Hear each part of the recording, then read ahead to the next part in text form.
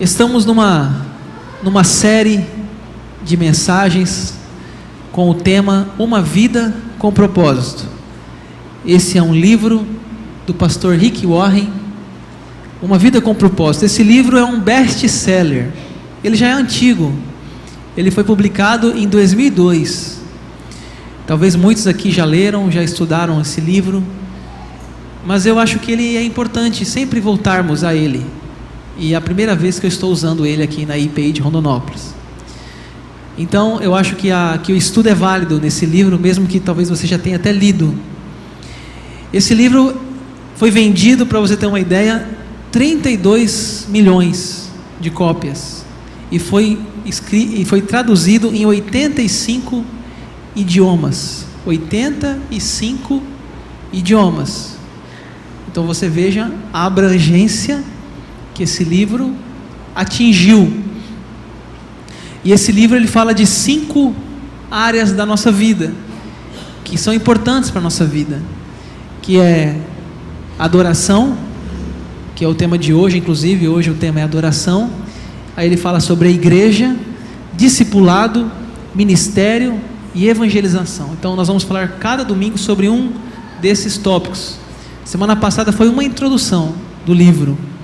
E hoje então nós vamos entrar no primeiro propósito que Rick Warren fala que todo cristão tem, que é adorar a Deus, né? Mas antes da gente ir para o tema de hoje, vamos lembrar de semana passada. O tema de semana passada foi por que motivo estou aqui. Então nós falamos semana passada que quando a gente nasce, ou quando a gente é pequenininho, a gente ouve muito aquela pergunta: o que você vai ser quando crescer? Ou o que você quer ser quando crescer? E essa é uma pergunta errada. Rick Warren fala que a pergunta certa é o que Deus quer que eu seja quando eu crescer. Então, de vez de ser o que eu vou ser, é o que Deus quer que eu seja. Então essa pergunta deve ser melhor formulada, porque Rick Warren fala que Deus tem um projeto, um propósito na vida de todos nós. E não pense que o único propósito é ser pastor, não, nem missionário. Não daria para todo mundo ser pastor, não daria para todo mundo ser missionário. Deus usa cada um do seu jeito, da sua forma, do seu tempo, na sua profissão, na indústria, na empresa, no comércio, no campo de futebol. Cada um está num lugar que o pastor não entra. Então não ache que todo mundo vai ser pastor, porque não vai ser. E não é só, pastor não é a única função bonita da vida, todas as funções são lindas, inclusive o ministério pastoral, porque é um propósito de Deus na vida de cada um de nós.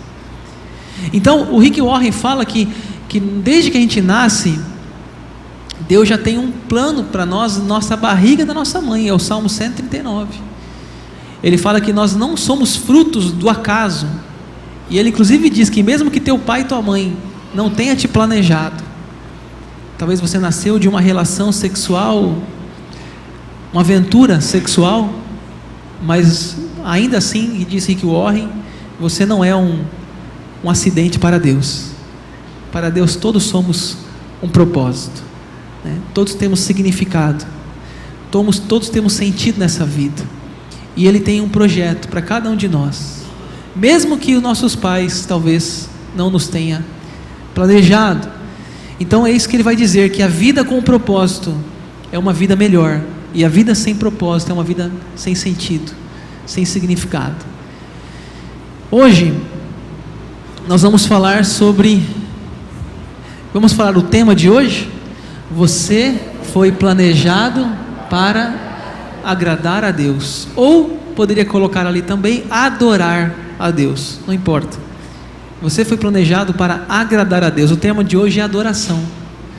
É que a nossa vida tem sentido quando a gente entende que a nossa vida é para adorar a Deus, é para glorificar a Deus, né? Então esse é o tema de hoje, do primeiro tema do livro, do primeiro propósito do livro. Então aqui nós temos uma questão que Rick Warren trabalha, que inclusive está na Confissão de Fé de Westminster, que ele fala assim: o fim principal do homem é glorificar a Deus. Glorificar a Deus. É isso que nós somos chamados para glorificar a Deus, para agradar a Deus. Tem um Salmo 37 que fala: agrada-te do Senhor, e Ele satisfará os desejos do seu coração. Então, é isso que diz esse primeiro tópico, é que a gente dá satisfação para Deus, a gente dá alegria para Deus. A nossa vida aqui, Deus se alegra com a nossa vida, Deus sorri com a nossa vida, com o nosso trabalho, com a nossa vocação. Deus se alegra, Deus sorri, Deus tem a satisfação, inclusive, de ver a gente feliz. Você já viu quando uma criança está dormindo e um pai chega ali e vê aquela criança dormindo e ele vê aquele sono tão tranquilo? Isso não alegra o coração de um pai? Ver um sono do filho? Tem pai que fala assim: graças a Deus dormiu, né? Porque o moleque é uma peste mesmo, né? Mas é gostoso você ver o sono do filho. Você sabia que Deus se alegra em ver-nos dormindo? Deus se alegra em ver-nos de férias. Deus se alegra em ver-nos felizes, contentes, satisfeitos, de termos prazer. Deus nos deu, irmãos, sentidos: paladar, olfato, tato, e nós temos prazer. A vida é linda, e a vida deve ser vivida para a glória de Deus. Muitas igrejas, mais igrejas do não pode, né? Não pode isso, não pode aquilo, não pode jogar bola, não pode ir no cinema, não pode ir na praia. A turma vai na praia de calça jeans. Não pode nada. Irmãos, não é isso que Deus quer de nós. Deus quer que a gente seja feliz, que nossa vida seja só alegria. E porque a gente é feliz quando a gente, pai humano, vê o nosso filho contente, vê o nosso filho feliz, praticando um esporte, indo num cinema, comendo com os amigos. A gente, pai, a gente fala: que maravilha, meu filho está sorrindo, meu filho está alegre. Imagine Deus, gente, conosco, que somos seus filhos amados. Dá alegria para Deus, dá prazer para Deus, quando a gente tem propósito na vida, quando a gente vive uma vida boa, uma vida para a glória dEle, para a exaltação dEle. Tudo é para Deus, irmãos, inclusive o ato de ir num cinema é para Deus, tudo é para Deus. Temos que parar de desassociar o culto da vida. Não, a vida é um culto, todos os lugares é um culto, tudo é para Deus, tudo é para Ele. Rick Warren vai falar que Deus quer o quê? Adoração. Vou colocar um texto aqui na tela para a gente ler juntos, depois a gente vai voltar para Gênesis. Vamos ler lá João 4:23, você consegue ler? Mas vem a hora, e já chegou, e que os verdadeiros adoradores adorarão o Pai em espírito e em verdade, porque são estes que o Pai procura para seus adoradores. Esse texto é um texto de Jesus lá com a mulher samaritana. E a mulher samaritana, então, ela fala com Jesus por que eles adoravam em Jerusalém, e por que a família dela, os parentes dela, o povo dela adorava em Samaria, no monte de Samaria. E Jesus fala: olha, não tem lugar certo, todo lugar é de Deus, porque os verdadeiros adoradores não adorarão no templo, eles adorarão em qualquer lugar, em espírito e em verdade. Então, irmãos, o que Deus quer de nós é adoração. Agora nós temos que tirar essa ideia de adoração como se fosse somente música. A gente fala adoração, a gente pensa o quê? Pregação e louvor. Você fala adoração, você já imagine uma banda tocando. Isso não é adoração, diz Rick Warren. Não é somente isso, é mais do que isso. E aqui está o tema importante da pregação de hoje: entender que a nossa vida, não só o culto, a nossa vida é uma adoração. Tudo que a gente faz, para onde a gente vai, quando você sai de férias, quando você volta. Vamos ler o que está na tela? Adoração é muito mais do que música, né? É muito mais do que música, irmãos. Vamos adorar, pega o violão, né? Não é só isso, adoração. O pastor Rick Warren vai nos ensinar que adoração, irmãos, é a vida para a glória de Deus, é estar no seu carro, adorando a Deus, indo para o seu trabalho, orando, lendo a palavra, ouvindo um louvor, agradecendo pelo dia, pela linda manhã que você está tendo. Isso é adoração. Adoração, tem gente que não sabe cantar, gente, mas eles sabem adorar também. Tem gente que não consegue acompanhar os tons, os ritmos, não consegue, não deixa de ser um adorador. Adoração não está relacionada a estilo musical, não está relacionada a nada disso, a banda, não, isso faz parte, isso é gostoso, mas Rick Warren vai falar que a adoração é muito mais do que isso. Apesar de a gente amar a música, tem um livro na Bíblia só de música, que é os Salmos, a gente pode usar a música, e eu uso muita música no meu período devocional, mas o que nós temos que entender é o que está escrito na tela. Vamos ler lá? Cada atividade é um ato de adoração. É entender que a gente pode fazer tudo adorando a Deus. Então, por exemplo, é você começar o dia falando com Jesus, e você ao dormir falar com Ele também. Até tem um texto na Bíblia que nos causa um pouco de preocupação, que fala assim: orem o tempo todo. Ou uma outra versão fala: orem continuamente. Alguém consegue orar 24 horas? Não. Mas, ou seja, porque a gente tem que ter o quê? Uma conversa contínua, lavando louça, limpando a casa, dirigindo, no mercado, né? A vida é uma adoração, a vida é uma forma de adorar a Deus. Olha que lindo, deixa eu voltar aqui, peraí, olha que lindo, eu achei que tinha aqui, não coloquei, Colossenses 3, 23, tudo quanto fizerdes, fazei de todo o coração, como para o Senhor, não para os homens. Tudo, esse versículo você tem que decorar. Tudo quanto fizerdes, fazei de todo o coração. Ou seja, tudo que você fizer, faça bem feito. Tudo que você fizer, faça o seu melhor, faça para Deus, né? Faça, olha o que diz Martinho Lutero: uma ordenhadora pode tirar o leite da vaca para a glória de Deus. Vou repetir: uma ordenhadora pode tirar o leite da vaca para a glória de Deus. Então a gente entender, irmãos, que a nossa vida é uma adoração, né?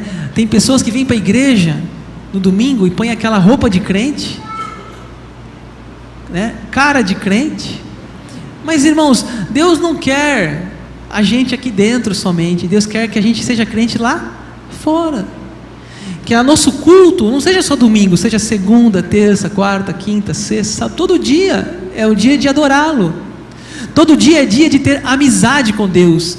Todo dia é dia de adorá-lo, de ter adoração, de ter a sua companhia, a sua amizade, a sua parceria. É isso que Rick Warren fala. Ele tem uma ilustração nesse livro, que é muito para quem trabalha com música, quem trabalha na igreja com louvor. É fantástica essa ilustração que ele fala, de um pastor na Inglaterra, que o pastor quis ensinar para a sua equipe o que era adoração. O que era adoração. E o pastor disse para a equipe da banda da igreja que durante um período de tempo eles não usariam instrumentos musicais nos cultos. Imagine isso. Que eles não usariam os instrumentos nos cultos. Por quê? Porque as pessoas se pegam muito ao quê? Ao ritmo, a melodia, a batida. E na realidade, isso é bom, é ótimo, mas Deus não é só isso. Não é só isso, é mais do que isso, adoração. E no final daquele período, o Matt Redman, ele compôs uma música muito conhecida, inclusive no Brasil, que foi traduzida pelo David Keelan, que a música chama Essência da Adoração. E se você entender essa letra dessa música com o contexto que está falando aqui, do motivo que ele compôs, a música diz assim, ó: estou voltando à essência da adoração, pois a essência és tu, Jesus. Pai, me perdoa pelo que eu fiz dela, ou seja, Eles pegaram a adoração e resumiram a música. E ele fez essa música, dizendo que a música é algo, mas a adoração é muito mais do que isso. A adoração é a vida, de segunda a segunda. É a manhã, é a tarde e a noite. É tudo, é o lazer, é o trabalho, é a família, é o culto. Tudo é para Deus. E eu queria dar o exemplo de um adorador, o Noé. E eu queria que você então acompanhasse agora na sua Bíblia, que é o nosso texto de hoje, texto base da noite, é o capítulo 6 do livro de Gênesis. Veja na sua Bíblia, Gênesis 6, versículo 5. Viu o Senhor que a maldade do homem se havia multiplicado na terra, e que era continuamente mal todo desígnio do seu coração. Deixa eu explicar para você o que acontecia aqui na vida de Noé, na época de Noé. Sabe o que era uma época que Deus olhou e não encontrou ninguém? Olha o que diz a Bíblia: a maldade se havia multiplicado e eram continuamente mal as pessoas, continuamente má, né? Ou seja, Deus ficou triste com a vida das pessoas. Ninguém agradava a Deus, ninguém adorava a Deus, ninguém fazia da vida para a glória de Deus. Não, era uma vida medíocre, uma vida egoísta, para si mesmo, para a sua maldade, para o seu lado mais vil. Mas a Bíblia diz que Deus achou um homem na terra. Se você quiser ver agora o verso 8: porém Noé achou graça diante do Senhor. Noé achou graça, ou seja, Noé aparece como um exemplo de um homem notável, de uma geração promíscua. Noé emerge como um excelente comportamento em meio aos seus contemporâneos. Noé está de um lado oposto. Aqui está a maldade, aqui está Noé.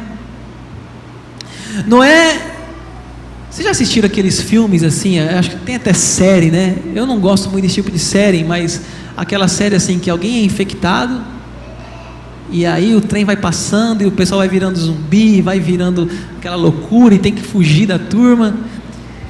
Era mais ou menos assim na vida de Noé, né? Tá todo mundo infectado e ele era o único. Dá para ter uma série, né? Série de Noé, né?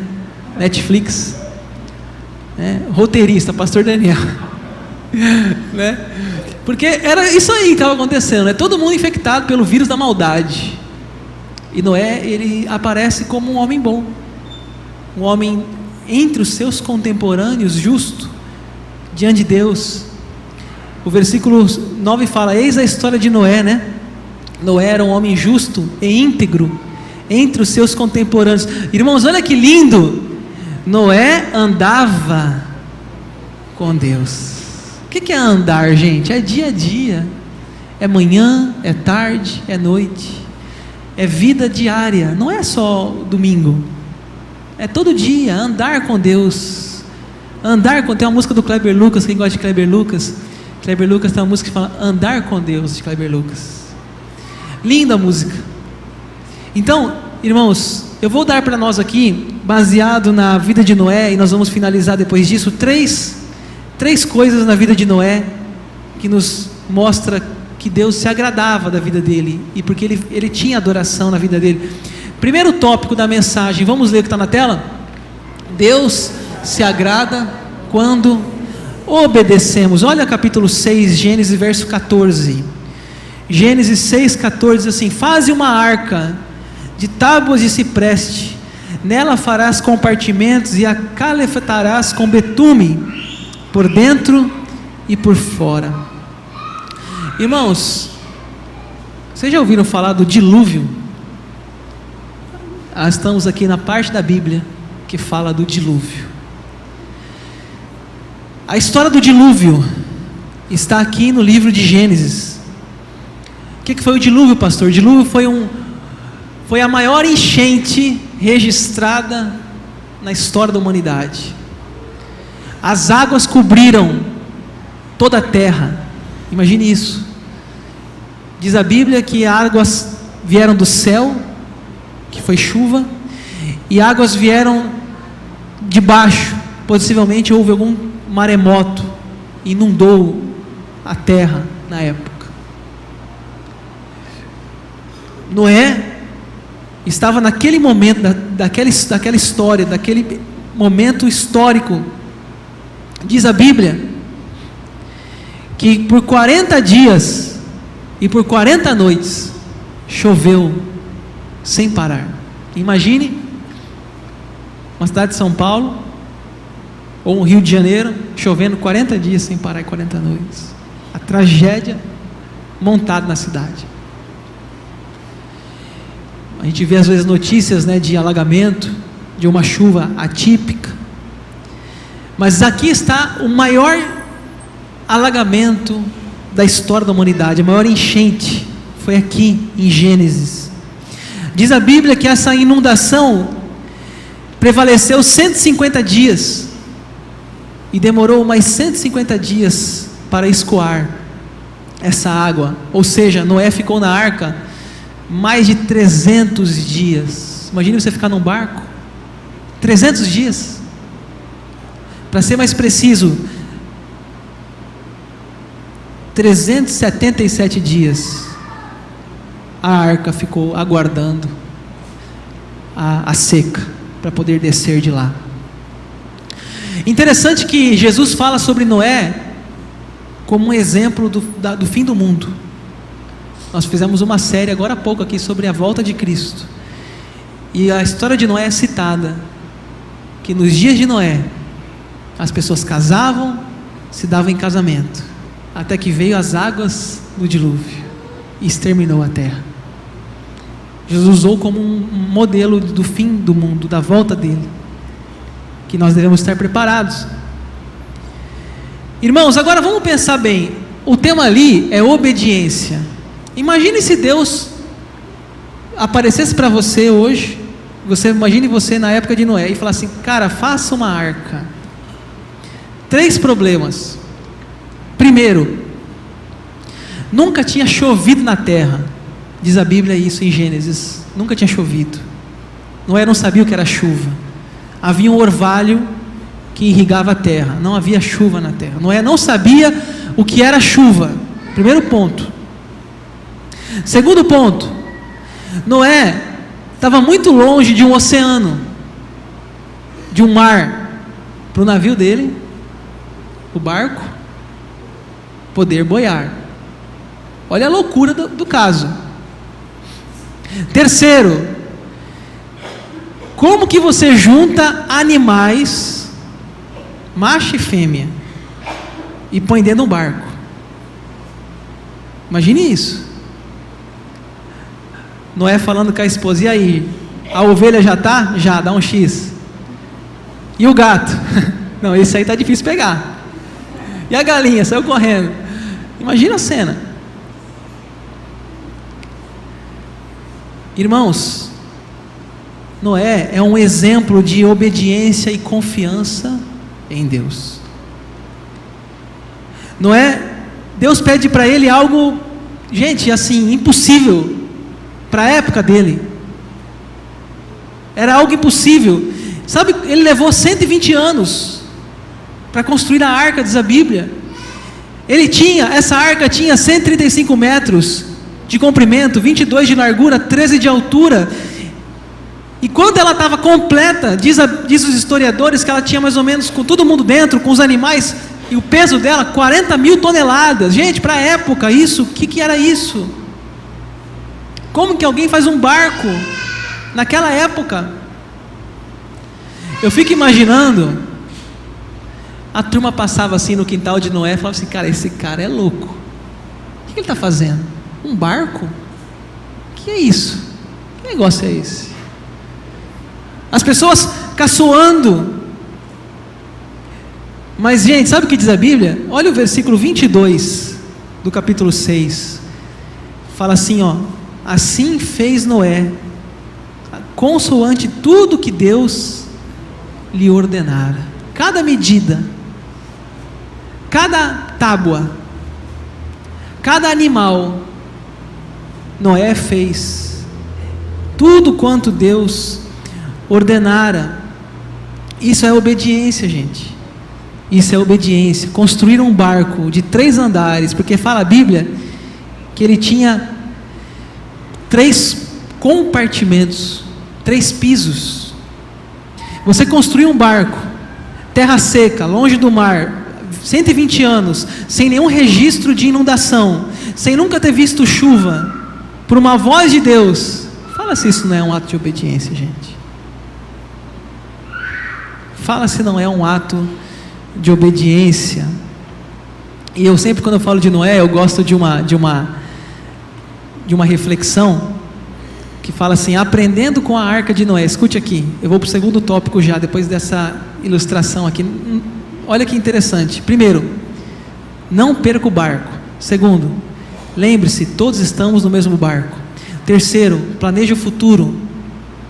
Não estava chovendo quando Noé construiu a arca. Quarto, mantenha-se em forma. Essa eu gosto. Mantenha-se em forma. Quando você tiver 60 anos, alguém pode pedir para fazer algo grande. Quinto, não dê ouvidos aos críticos, faça seu trabalho.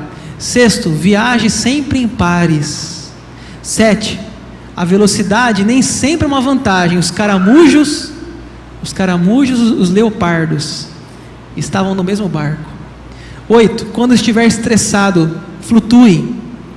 9, lembre-se, a arca foi construída por amadores e o Titanic por profissionais. Reflexões de uma história tão interessante, bíblica, tão prática para a gente hoje, sobre tantos assuntos que eu falei aqui para a gente refletir. Vamos para o segundo tópico. Além de Deus se agradar quando a gente obedece, Deus se agrada quando a gente faz o quê? Quando adoramos. Olha o capítulo 8, o verso 20. Quando ele sai da arca, Gênesis 8, 20. Quando ele sai da arca, diz a Bíblia que ele levanta um altar a Deus. Levantou Noé um altar ao Senhor, e tomando de animais limpos e de aves limpas, ofereceu holocaustos sobre o altar. Olha aí o verso 20, olha o verso 21, que coisa mais linda.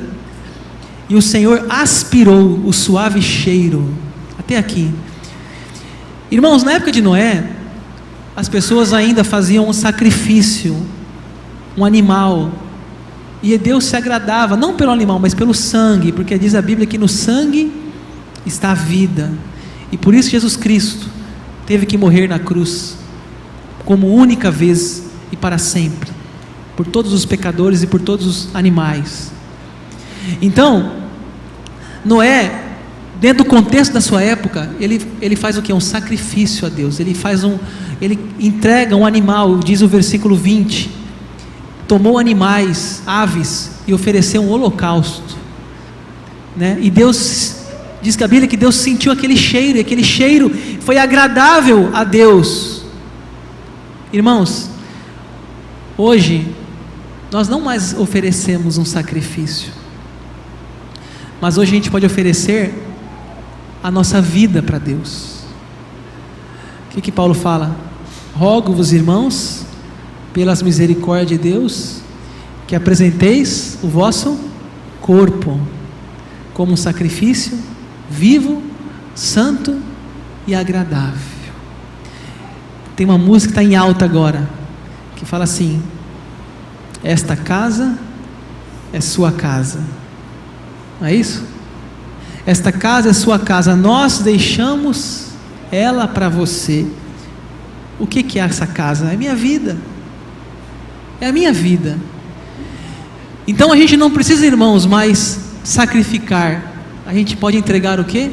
A nossa vida. Deus, eu entrego a minha vida, o meu corpo. Eu entrego a minha juventude, a minha velhice, a minha infância. Eu entrego a Ti, Senhor, tudo que sou. Isso é adoração, irmãos, é entregar a vida a Ele.